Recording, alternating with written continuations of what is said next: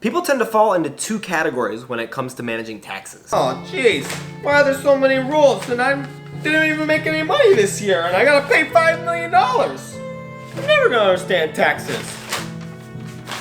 Or, oh yeah, baby, taxes are my jam. I love the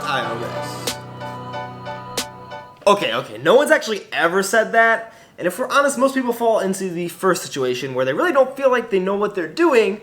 And so they just kind of scoot along until tax time and then sheepishly put in their return and don't really know how much they're supposed to be paying. So whatever the guy tells them, they're like, okay, I'll do that. But in this video, I'm going to explain exactly how you can understand taxes, exactly what goes into breaking down your taxes, and how much you should be paying. And whether you fall into the category of feeling helpless or feeling happy about the IRS, don't fall into that category. You should really understand exactly what's going into your taxes. Given that it's tax time, you're probably thinking now more than you've ever thought about taxes, and more than you ever want to think about taxes, because you just want to think about taxes zero.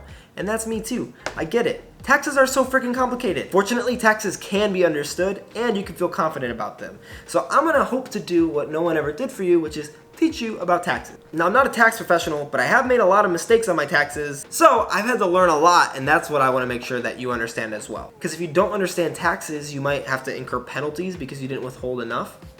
You might withhold too much from your taxes and get a bigger return than you would have wanted.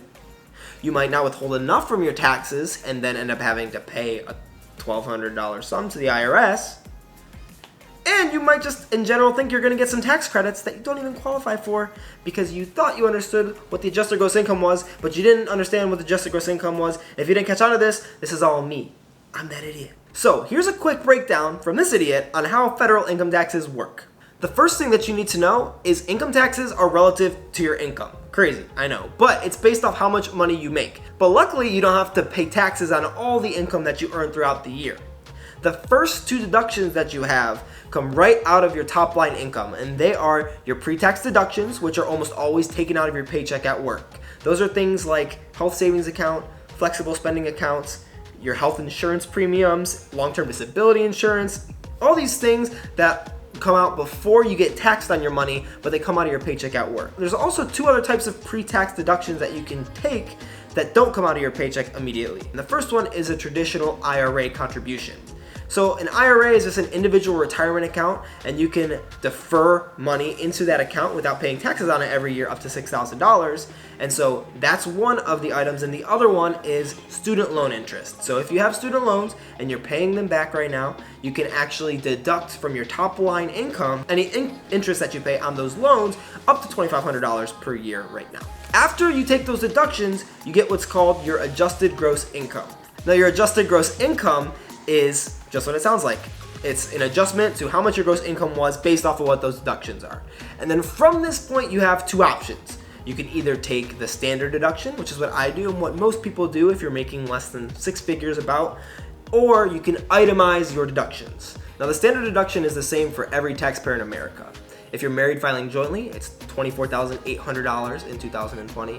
If you're a head of household, it's $18,500. And if you're single or married filing separately, it's $12,400. Now, itemized deductions are a little bit different. There are various expenses that if you incur them, the IRS will let you deduct them from what the taxes that you have to pay.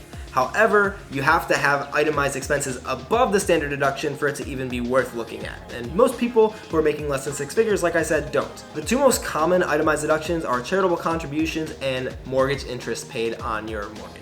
So if you have those and they total more than $24,800 if you're married, or $12,400 if you're single, it might be worth it for you this year to take itemized deductions rather than the standard deduction. After you decide which deduction you'll be taking, you get the final number that you'll actually be paying taxes on. This is your taxable income. Now, using this amount, you're going to determine what your tax bracket is. So let's really quickly look at what the tax brackets are for 2020, and we can see where someone who, let's say, makes $41,000 a year and is single would fit in. And if you're unfamiliar with how tax brackets work, you're going to want to pay really close attention to what I'm about to say, because there's some really common misconceptions, because no one really ever taught us about taxes, that you really want to take note of. So if someone has a taxable income of $41,000, they would fit into the 22% tax bracket, because the income from $40,126 all the way up to about $85,000 is in that 22% bracket. Now you might be thinking, hey, that's not fair. Someone who makes $80,000 and someone who makes $41,000 pays the same amount percentage-wise in income tax? And that's not exactly true. Because if you look at the brackets that are below 22%, you're going to see that there's a 12% bracket and a 10% bracket, and whatever amount of money you have income-wise in those brackets is what you actually pay on. So to make a little bit more sense of this, out of the $41,000, you're actually only going to be paying 22% income tax on $874 of it. Everything below that, you're going to be paying the 12% and 10% income tax rate on.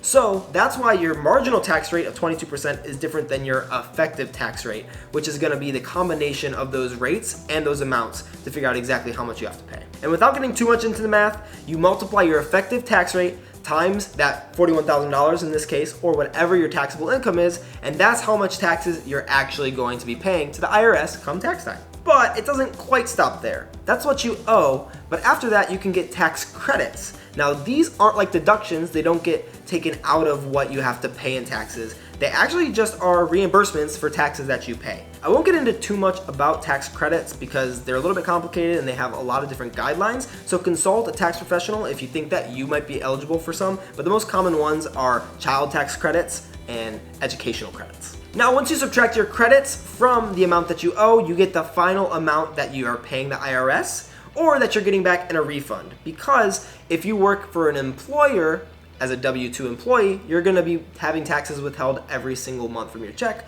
Otherwise, you're going to get hit with penalties like me because I withheld too little. Now, that's a really easy breakdown for how your tax liability gets figured out. And for a couple of quick resources that you might want to utilize in case you think that you're not getting enough withheld from your check or too much, or you're coming up on filing your taxes this year or next year, would be these.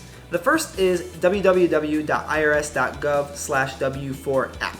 Now the W4 is what you submit to your employer to tell them how much to withhold from your check. And if you go onto the IRS website, they've actually redone the system for 2020 so that you can actually tell them how much refund you want back, which I recommend 0, but if you want a little bit of a refund, you can say 1,000, 2,000, whatever. And then you put in all of your information for your expected pay, your expected withholding, and they'll print out a W-4 for you that you can give to your employer, and then you don't have to worry about it at all. Makes it super easy. The other resource that I would have is just consulting a good tax professional in your area. I don't have a good network of who that might be, but just search Google or ask some family or friends who have been able to utilize them in the past, and you'll find a good CPA or EA who'd be able to help you out with any tax questions you might have. So if you feel more confident about your tax situation now, definitely subscribe here. It really goes a long way in helping more people get this content that they might not have been able to through the traditional education system. Now click right here and check out this video on why I waited to file my taxes a couple of months longer than I actually had to. And if you watch this video closely, you might understand why.